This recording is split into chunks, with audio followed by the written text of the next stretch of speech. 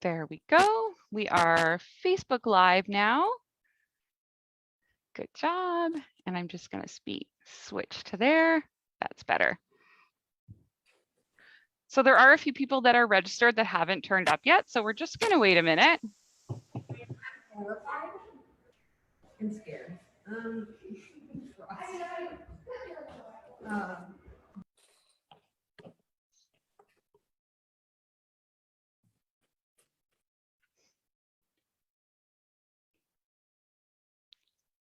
There we are. 1, 2. We'll just give it another maybe 1 minute, everyone. All right. Got my coffee, don't worry. You're happy. That's good.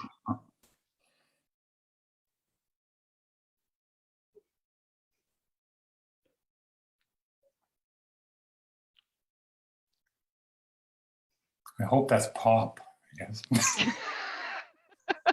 Yeah. Yes. I'm currently in the library alley. Come on now.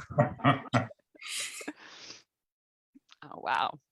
So we're still missing like 2 or 3 people. So if John's okay with it, we're going to just keep treading water here for 1 more minute just to see if anybody else joins in.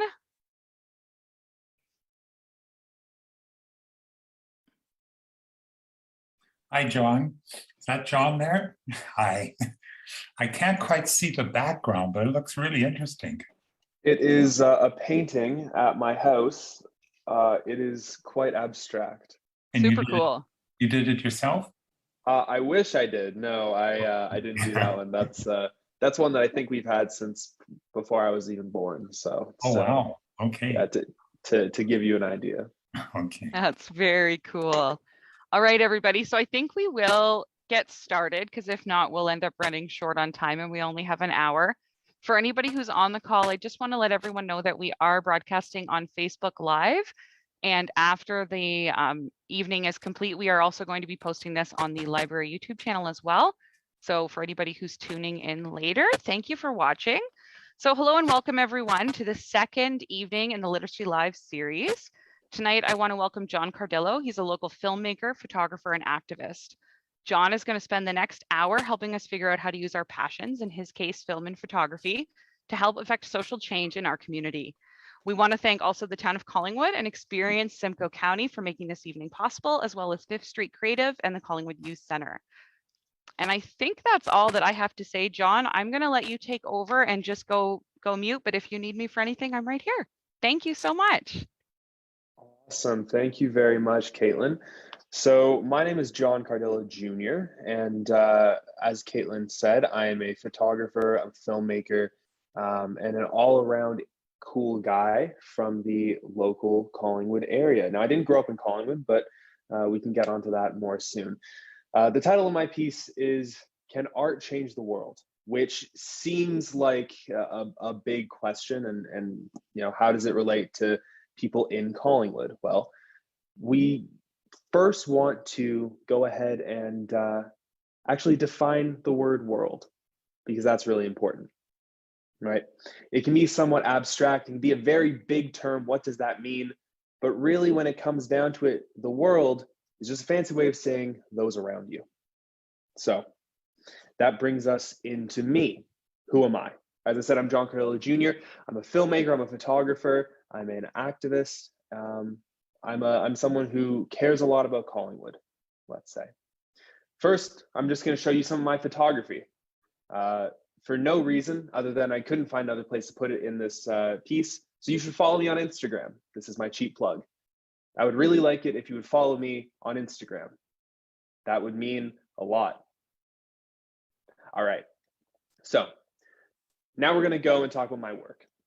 First of all, what I did in 2018 when I was in grade 11, along with a group of friends, we put together a feature-length film that was youth written, it was youth produced. Everyone in it was under the age of 18 who put it together. We released that and we raised money for my friend's house.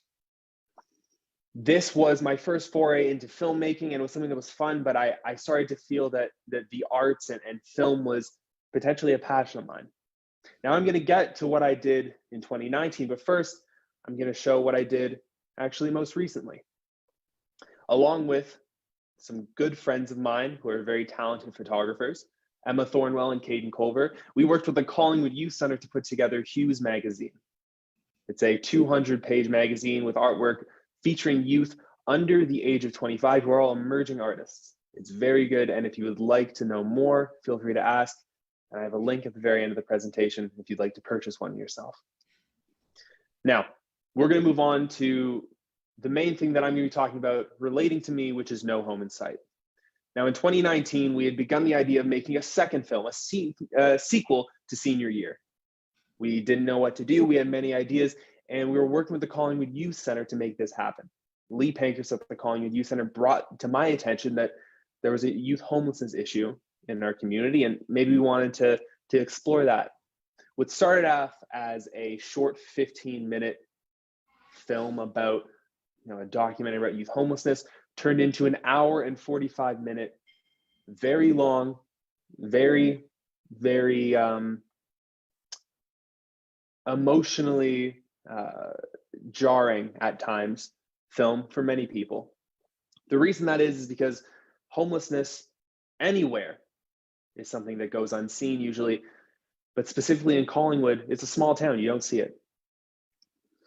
We raised money to help go to an emergency fund that the Collingwood Youth Center set up. All the things on screen you're seeing now were part of our premiere. We sold at the theater and we raised a lot of money. I'm going to get to how much money we raised soon, but specifically, our goal was to raise $20,000 to help end youth homelessness in Collingwood. Now, if you know anyone who is currently going through homelessness or going and struggling with homelessness in the area, please feel free to reach out to the Collingwood Youth Center, or actually Caitlin, who was a wonderful help on the making of this documentary. Now, this was an hour and 45-minute documentary. I don't have the time to show you an hour and 45 minutes. So what I'm going to do is I'm going to show you a quick 3-minute clip featuring Lee Pankhurst right now. Feel free to let me know if I need to adjust the volume, if anything needs to be changed. So during the summer, I'm a camp director, and every Friday, kind of amazing way to finish off the week, we take the kids river trekking.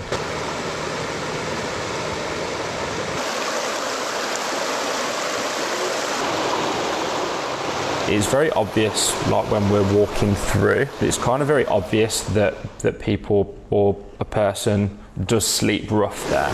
We are just at one point on the Pretty River, just by the kind of bridge that cars go across, the kind of overpass. And the whirlpool is just up from us, we just passed that.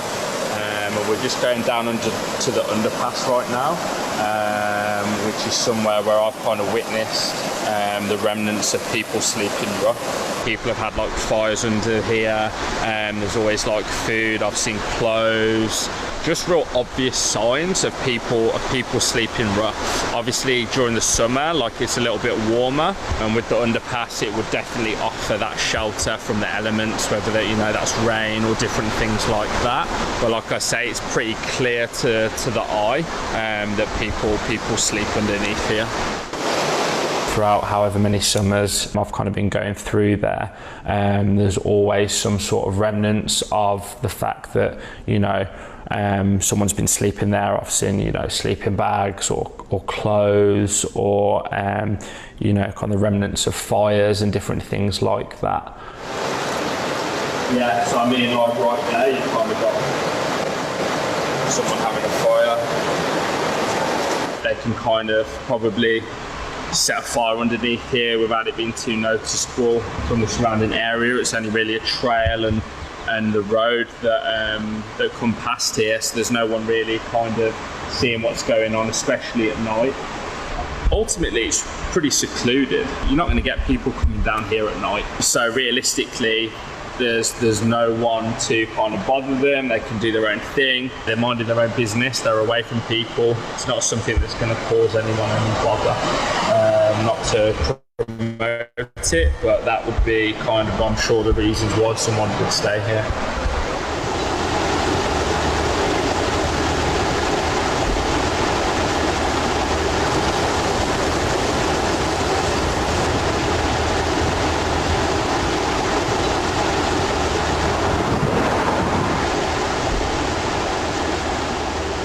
someone sleeps rough under that bridge, or multiple people take shelter and take refuge during the summer. So that was No Home in Sight. Just a clip, obviously. But to expand more on it, we interviewed homeless youth from the community, people from Collingwood who have been going through homelessness for some a few months, others for a few years. We shared their personal stories, and we sold out 4 showings at the Simcoe Street Theatre in Collingwood. Now, we set our expectations very, very high. We wanted to raise $20,000. When I was talking to Lee Pankers, when we were throwing around the idea for a fundraising goal, I suggested maybe we do $10,000, thinking that we might get half. He said, double that. Go to $20,000. Give it a shot. Who knows? After our showings in August of 2019, our sold out showings, we were happy to say that not only did we raise the amount of money we were looking for, but we surpassed it, thanks to Collingwood. And this is the impact that a young person, although I don't look that young in that photo. I have a beard. I don't have a beard now. I almost look younger now than I do there. But I was 18. I had just graduated high school. I had spent my whole grade 12 year working on this project. And we were able to raise $22,000 that directly helps youth. And that was because we took their stories, we took what was going on, and we brought it to the forefront. We showed people, and people care. Now, I'm showing you this next piece because I think it is very, very important to this story. It was an election year. It was 2019. There are multiple different candidates from the local area, some of which we actually interviewed in the documentary, talking to them about the issues of youth homelessness and homelessness in general in the Simcoe Grey area. We asked them what they would do about it, and they spoke. But not only did we ask them, a few months later, Erica Engel of Collingwood Today asked them as well. And I'd like to direct your attention to one specific paragraph right here. So, and this is not a boast. This is not an attempt to pat myself on the back. This is just showing the impact that youth can have and that young people can have if they're passionate about telling a story. In an article that was read by I don't even know how many people, but it was about an election. An election with candidates from all parties. The Collingwood Youth Center, No Home in Sight, myself under the name JJ Cardillo Jr. Life isn't perfect, but we were referenced, and I was quoted actually, because what we discovered when we were doing the film was there were far more homeless people than anyone really knew. So there's true impact that a young person can have on a community, and specifically that I had. Now I'm gonna shift it away from me for just a moment. I'm gonna show you a photograph. Now this is a photograph by a photographer named Wolfgang Tillmans. He's German, he's very talented, and it's called Anti-Homelessness Device.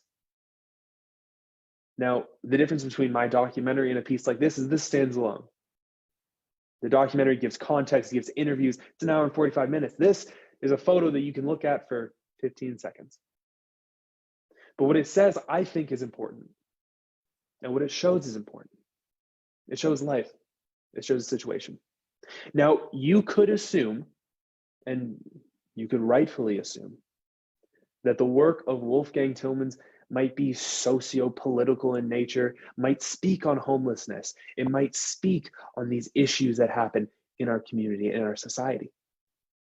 You know, funny enough, homelessness in Collingwood wasn't just talked about by me. And homelessness in general wasn't just talked about by me.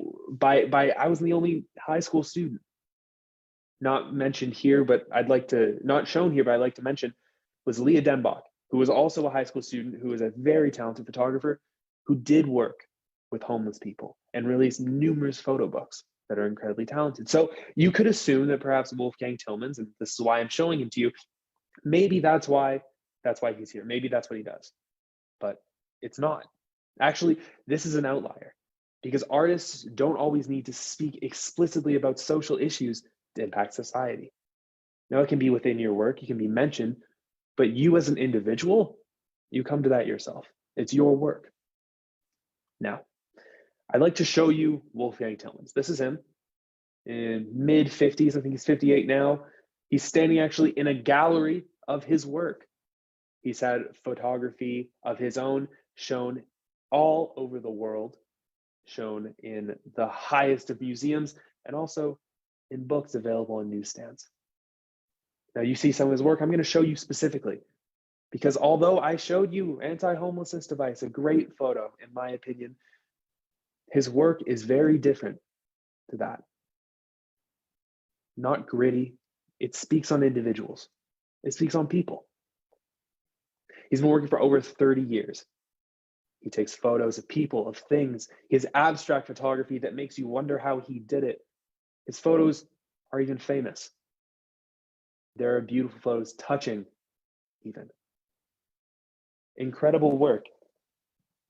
Yet, what is his meaning? Does he have a social meaning to his work? Is there something he's trying to say? Well, I want to draw your attention specifically to one of those photos because it's important. And it's important on informing you on him, but not just that, informing you on how an artist can speak without saying a word. Now, this is the photo I'm going to show you. It's from 1997. It was taken by Wolfgang Tillmans. Now, in the bath is his partner. It's in 1997. You would assume quite some time ago, maybe there are more photos, but this is a photo that was taken the same year that the very man in the bath died. And he passed away from complications due to HIV/AIDS, something that Wolfgang Tillmans himself has been living with for the better part of 25 years and been aware of for nearly 40. So you can make the assumption maybe his work is about AIDS. Maybe there's something there. But in all of his work, in every single piece he's done, there is one specifically, and one, even to my knowledge, that even talks about it. And it's this. It's a photo of a box filled with prescription bottles. It's called 17 Years Supply. This is medicine to help him combat his illness. Now, you can ask questions, you can wonder why maybe he doesn't put more of a focus on that, and no one would blame you. But his work is his own. So speaking on HIV/AIDS specifically, here's a quote from an interview with Tillmans. "All my work has been made with the knowledge of possible death, because since 1983, I've had an acute awareness of this disease, AIDS, affects me. In 1985, my first few sexual encounters when I was 17, I had this big AIDS fear. That's actually crazy when you think of a 17-year-old schoolboy lying in bed thinking he's going to die. The threat of AIDS has been with me all my sexual life. And so all the celebration and the joy and the lightness in my work has always taken place with that reality on board." The man interviewing him asks, in other words, if life is so fragile, one needs to celebrate and appreciate it more. And Tillmans gives a very, very interesting and very powerful answer. Yes, well, maybe that's too much of a statement. You could take away the if, because life is fragile, and you have to celebrate it and enjoy it and not despair over the fact that it's fragile, because it just is. And that's why I don't despair. That's why I'm optimistic, because it doesn't only affect me, it affects us all. It just brings us all together again, in the sense that that's part of the deal. We're all equally mortal. So my question is, perhaps all of his work is truly about AIDS and truly about his living condition. It's just not said. So this is the question now I'm asking. I'm asking multiple. What can art say about you the individual. If we look at Wolfgang Tillmans and the energy in his work, what can art say to others when it comes to youth homelessness, for instance? Which also does relate to what can art say about society, because society deals with these issues that, especially right now with COVID-19, that affect all of us. Maybe we don't even see it. Maybe we don't even know it. Homelessness, contagious disease, illness, a pandemic. It affects us all. But specifically, when asking this question, when thinking about this, and when speaking, I'm not just meaning to speak to you, someone who might be watching. I'm speaking to someone who might be an artist as well. Someone who might be passionate and who might be young, who might not know what to say and how to say it. So the question I raise is, what can your art say? That's really important to me. That's incredibly important to the whole purpose of this. And I want to return back to this statement I said at the start. The world is just a fancy way of saying those around you, because you can only impact those within your reach. Now, Tillmans, for example, has 30 years of work, has grown himself and built a name that people will pay money to see.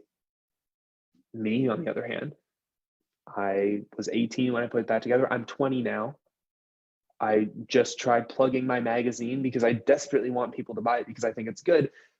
So you can tell, and I'm begging you to follow me on Instagram, you can tell there's a difference. But everyone has reach. And my reach in August of 2019 was Collingwood. So I want to elaborate on it. Because as your reach grows, so do those around you. And your world becomes bigger, or if you want to look at it, smaller. So it's really interesting to me to watch the growth of an artist and to watch how an individual can impact society, can impact others, and can truly make their mark and help people. Because I think, truthfully, deep down, that's what art is about. Now, we're going to move on a little bit, and I'm going to show you specifically one man. And if you remember the opening photo I showed, it was 3 people with goofy faces. And it's a man named JR, and it's not me. I'm John Cardillo Jr. I could understand the confusion, but it's a French man named JR. Now, I actually first came upon his work, and he's a photographer and a street artist. I first came upon his work actually exactly where he's standing. For my 19th birthday, I decided that I wanted to drive to New York. And on 2 weeks' notice, I reached out to my good friend Emma, and I said, hey, do you want to go to New York? And she said yes. So we went. And on my birthday, I was able to go to the Brooklyn Museum. And there was a musician I really liked. Some of you might know him. His name is Mos Def or Yassine Bey. He had an exhibit, and I listened to his music, and I saw the pieces. It was beautiful. When I stepped out the doors, I was greeted by this photo, this striking image on the wall. Now, there wasn't a French man who looked like he was about to fall over standing in front of it, but it struck me, and I followed it, and I looked, and that's when I discovered JR. So I'd like to take you through some of JR's work and who he is, because I think he is a perfect example of how you can change and how your reach can grow as you do. Now, I've done quite a bit of talking, and I tend to talk quickly. As anyone who knows me, especially Elaine, who's here watching, I can talk a lot. So I'm going to take the time to step back, because I put together, it's about 6 minutes. It's a short video on JR, actually. And I compiled footage from him talking about 3 different projects that he worked on. So we're going to go there now. Now, mind you, If there are any audio issues, please let me know, but I think you'll enjoy.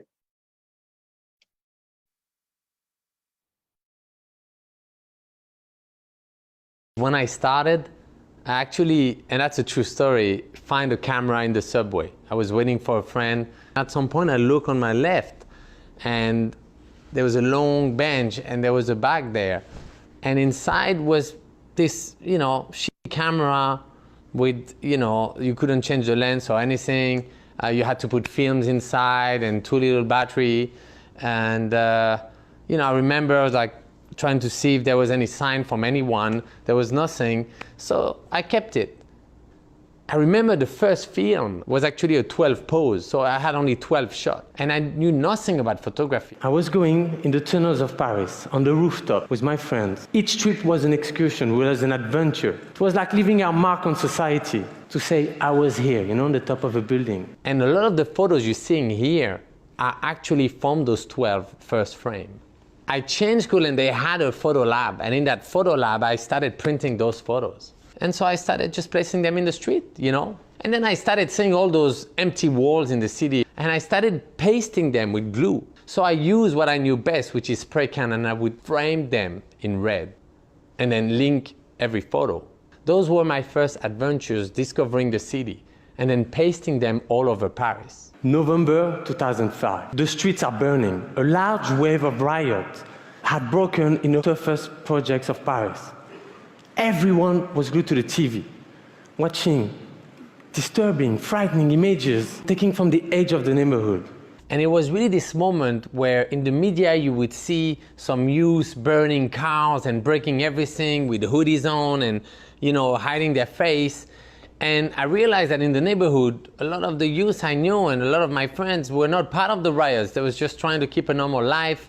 The pressure of having the media trying to film the neighborhood from a distance with really long lens and people really feeling like they're being observed like animals.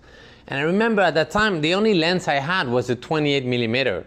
So to take a photo, I had to be really close from the person, that close. With that lens, you have to be as close as 10 each from the person.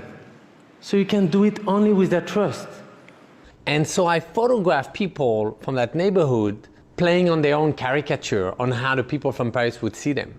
I started pasting illegally all over Paris, big portraits, because now I knew how to paste bigger size, and seeing the reactions of the people who suddenly could walk by a portrait and read the legend, the credit down the photo that would give the name, the age, the building number. So you go from an image in the media of someone you can't recognize that create that fear to someone you can actually go and knock at his door. A year later, I was listening to all the noise about the Middle East conflict. At that time, trust me, they were only referring to the Israeli and Palestinian conflict. So with my friend Marco, we decided to go there. And as a French, I can actually go on either side, and it's something that the locals can't do. The idea of the project is really simple. It's to put people face to face, but people that do the same job. Taxi driver, lawyer, cooks. Ask them to make a face as a sign of commitment. Not a smile that really doesn't tell about who you are and what you feel. They all accepted to be pasted next to their other. I decided to paste in 8 Israeli and Palestinian cities. And on both sides of the wall, we launched the biggest illegal art exhibition ever. We call the project Face to Face. Very quickly, because people have never seen an installation like that, people start, stop in the street, and very quickly you have a big group of people looking at. Then one guy, of course, is going to ask the question, excuse me, who are those people? Oh, they're 2 taxi drivers. Oh, okay, but why 2 taxi drivers? And I would say, well, because one is Israeli and one is Palestinian. And I could see they were confused because they were looking, okay, which one is which? And I would ask them and say, okay, so who is who? And often they would get it wrong. They would say, oh, that's my brother, I can recognize him. That's the Palestinian, that's the Israeli. And I was like, no, the other one, but it's okay. Try on those guys or try on those ones. And each time the people would say, well, we're pasting it here, but where else are you going to paste them? And say, oh, I want to go on the other side and paste it. Oh, no, over there, forget it. They never let you do this. Here we're open-minded, but on the other side, they'll never let you do it. And the same thing would happen when we would go on the other side. The people would help us, give us the wall, give us a ladder, help us with the pasting, and even help us, convincing the other neighbors. And the interesting thing there is that it was the easiest project. Even if from the outside it looked very complicated, the only thing that was a bit more complicated was pasting the wall. But we just went there with no authorization, put the ladder on, and started pasting. And that was the only place where we kind of regroup all the portraits together. The pasting would last 30 minutes, 1 hour, who knows. Then I would be gone. But the guy who gave me his wall would have to talk about it every day, because people would come and say, hey, well, why do you have those two portraits on the side? And then he would have to explain the whole story. So a year later, I came back to bring them a book that we had made, and I gave it to everyone. And I came back to our stories, and all the people told me that what it created was much more conversations, but there was no hate, there was no insult, there was no threats. Face-to-face demonstrated that what we thought impossible was possible. And you know what? Even easy. We didn't push the limit, we just showed that they were further than anyone thought.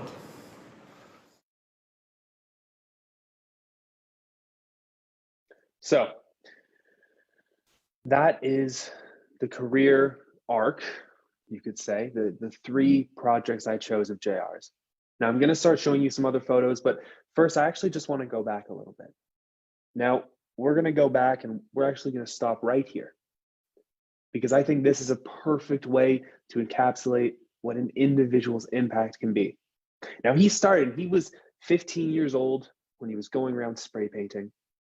And as he went through high school, and funny enough, he was 17 years old, I believe it was his 12th year at high school, he started taking those photos and he pasted them. He pasted them all over. And he spray painted, because that was his way of showing his work. He couldn't get into a museum, so all he had was what was within his reach.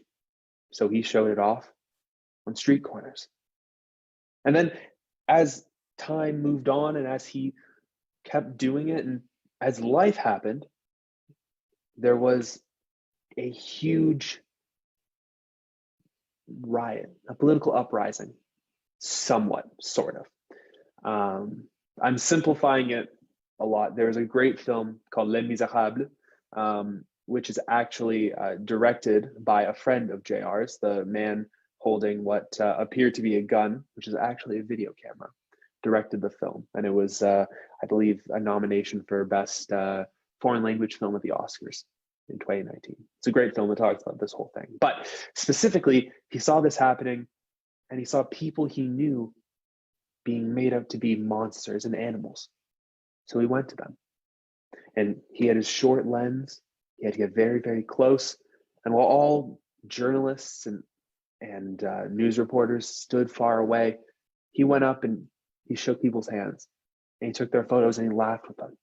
And he pasted them all over Paris, so that people could see truthfully the faces of those people that were being portrayed as monsters, as looters, as rioters. It was just in front of their face. That was his impact as an artist and as an individual. But that was his impact within where he could reach, which happened to be Paris. But he realized, and as his art grew, I don't mean to be completely retelling this, but as his art grew, he decided he'd go to somewhere that he felt was going through something similar. And there was a conflict in Gaza around this time, and he went and he took those photos and he pasted them everywhere. And that was one of his major, huge projects, which, as he said, was the largest illegal art exhibition in the world. But he grew. He grew because his reach grew. And now, JR's work, well, here's Times Square, taken over by portraits he took. Here's the Louvre in France, the major art building, some might even say, in the world. And he took it over and made the pyramid into something special. Beautiful, art because he was able to expand his reach. This is the border wall between Mexico and the United States that was put up after the 2016 election. This is a photo of a child from Mexico who was placed over the border wall, looking. His work isn't just in France, isn't just in, the Middle East, in that area, but it's made it to the US. This is the cover of Time magazine. He did this project with them about gun violence and guns in America. On one side, you can see people who don't support guns and want, whether it's gun control, the ban on assault weapons, whatever it might be. But then you have on the other side, you have people who are pro-gun. You might have lobbyists. You also have individuals of every race, every background, on both sides. What's special about this is it shows his growth, that he was able to start as just a kid and make it all over the world. And specifically, recently, he made it to Egypt. This is a piece that I believe went up a few months ago, maybe even a few weeks ago in Egypt. And it's his work. And obviously his work has grown and it's changed and it's evolved, but it started off as a teenager who found a camera on the subway and started messing around taking photos. And he printed those out and he put those up. So again, the world is just a fancy way of saying those around you. It's those people that you're able to surround yourself with, that you do surround yourself with. And as you grow, your reach grows, and the world gets closer. So I'd now just like to take this time to talk about the Collingwood Youth Center, because it's wonderful for me to be able to say that I did this. I was able to make a documentary and I was able to be successful. And obviously I'm showing you two other photographers, two other artists that were successful. And by no means am I comparing myself directly to them, but I'm saying that everyone starts somewhere and that an artist is malleable. It can change, but it needs to be given help. It's like a plant. It's like a flower. You have to water it. You have to nurture it. You have to make sure it has sunlight so it can truly grow and become what it is to become, so it can blossom. And for me, that was the Collingwood Youth Center.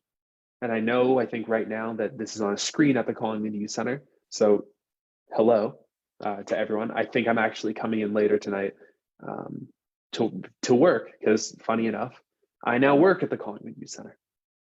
I was given the opportunity in 2018 in the fall to work with the Youth Center because I sent Lee, who used to be my gym teacher, senior year, the film I had made. He watched it and he liked it, and he said, we have these cameras and I don't know how to use them. No one knows how to use them. Maybe you can. So I came in, and myself, along with my friends, we looked at all these cameras and we thought, yeah, we can do something with this. We started filming. We started making things. We went with the idea we're going to make a film. And that film turned into a documentary. But that only happened with the support of the Collingwood Youth Center and with the support of Lee Pankhurst. And as a specific place, as a spot, the Youth Center is fantastic for helping people. But this area, Collingwood, is incredibly supportive. The Youth Center is just a blossoming of that. So, as I said, I now work at the Collingwood Youth Center. No Home in Sight came out. I left school, and I came back during COVID. And now I'm working there as a staff member, and I work there most days of the week. And now I, hopefully, am in the position that Lee was. We run a few different programs at the Youth Center. We have a youth council, which is actually meeting tomorrow night, that is designed to speak on youth issues so that young people can tell you in their own words what they feel is needed in our community. We have internships run with Elephant Thoughts, one that's a tech internship and one that's a culinary internship. But with the tech internship specifically, it's youth that are working on an independent project that they want to have happen.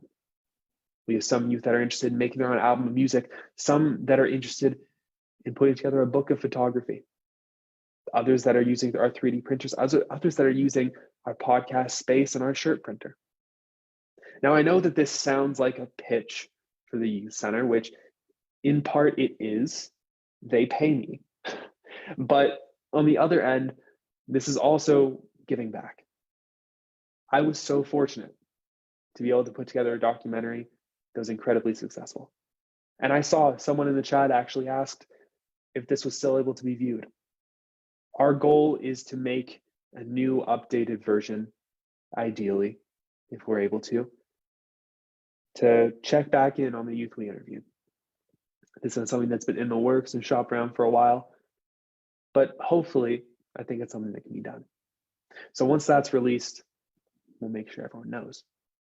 But I was given the opportunity to do something incredible.